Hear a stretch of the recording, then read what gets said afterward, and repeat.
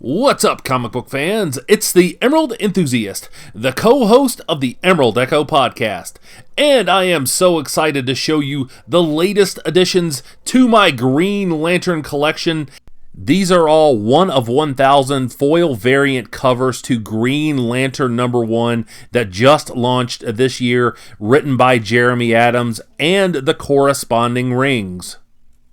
These are just so magnificent. Here we see the Red Lantern Corps, and as you can see, each one of these is very reflective.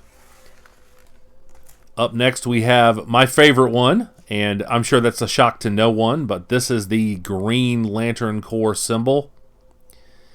And I bought these as a set. I finally found someone who would work with me on price. These cost a pretty penny.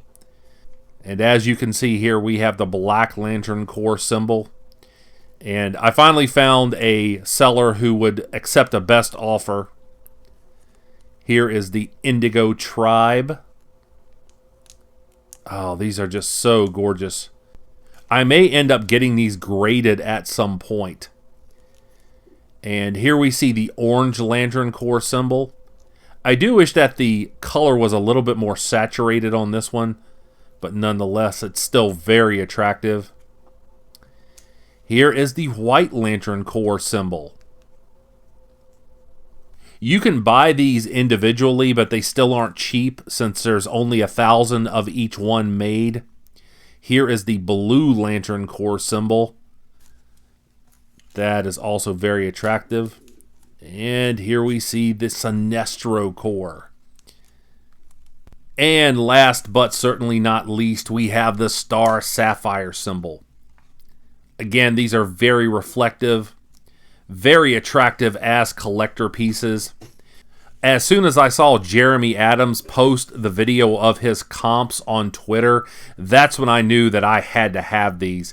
I've been collecting Green Lantern variant covers for years now, and then I read Green Lantern #1, and that just solidified my desire to have these. Here's a look at the back of the comics. Each one has the oath of the Corps represented on the front cover of the book. The exception is the White Lantern book. DC Comics still hasn't established an oath for that particular Corps. These were very difficult to photograph, especially the darker colors. And for some reason, the Orange Lantern Corps oath is inaccurate. The backs of these comics also feature the creative team for Green Lantern #1, as well as the fact that these comics are brought to us by Big Time Collectibles. Each of these oaths is printed very neatly, and they're visually pleasing. This is part of the reason that I'm considering getting these graded. I like the idea of being able to see the backs of these comics without having to take them out of the bags and risk damage to the covers.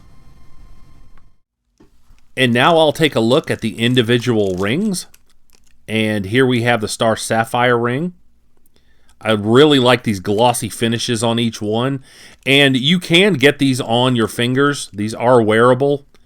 If you're a big guy like myself, it may not be the most comfortable thing to wear long term. But again, these can be useful as part of a cosplay. Speaking of Star Sapphires, Carol Ferris actually has a new fiancé named Nathan in the new series, and that is not sitting well with Hal Jordan. So I'm very interested to see how that will play out. I highly encourage you to pick up the new books. Here we see the Indigo Tribe ring. We haven't seen the Indigo Tribe in a while. I would really like to see them come back into the mythos. Here we see the Black Lantern Corps ring. Now the black rings have come into play a few times after Blackest Night, so DC is still making a place for this particular type of energy. By the way, make sure to check out the Black Lantern Corps McFarlane figures. And here we have a White Lantern ring. I think the black and the white rings are the ones that are the most difficult to find. At least it seems that way to me. That is very attractive as well. Of course, I'm a huge fan of Kyle becoming the White Lantern in the new Guardian series. And here we see the Sinestro Corps ring, aka the Yellow Lantern ring. And that's another part of Jeremy Adams' new story that is very intriguing to me. Sinestro is on Earth, kind of skulking around in the shadows, and we don't know why he's there. So I can't wait to see how that turns out. And here we have the Orange Lantern ring, the Greed ring, Avarice. That's very well sculpted. All of these are very well sculpted.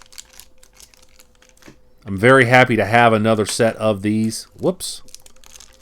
And here we have the Red Lantern ring. Of course, it's dangerous to wear this ring. It replaces your heart and fills you with rage. I'm also missing the Red Lanterns these days. I wonder what some of those characters are up to as well. And here we have the Ring of Hope. The Blue Lantern Corps. And I really hope we see St. Walker again in the near future as well. And last but certainly not least, we have the Green Lantern ring, the most powerful weapon in the universe. If you've ever seen any of the episodes of the Emerald Echo podcast, available on YouTube, shameless plug, you know that I wear this proudly there as we cover the adventures of all of your favorite ring slingers. If you're wondering about Guy and Kyle, make sure to check out Unstoppable Doom Patrol number 3. That is out now. And the new Green Lantern comics also feature backup stories for John Stewart, written by Philip Kennedy Johnson, and those will lead to a new series called War Journal later on this year, so make sure to check those out as well. I hope you have enjoyed this video. If so, please like and subscribe.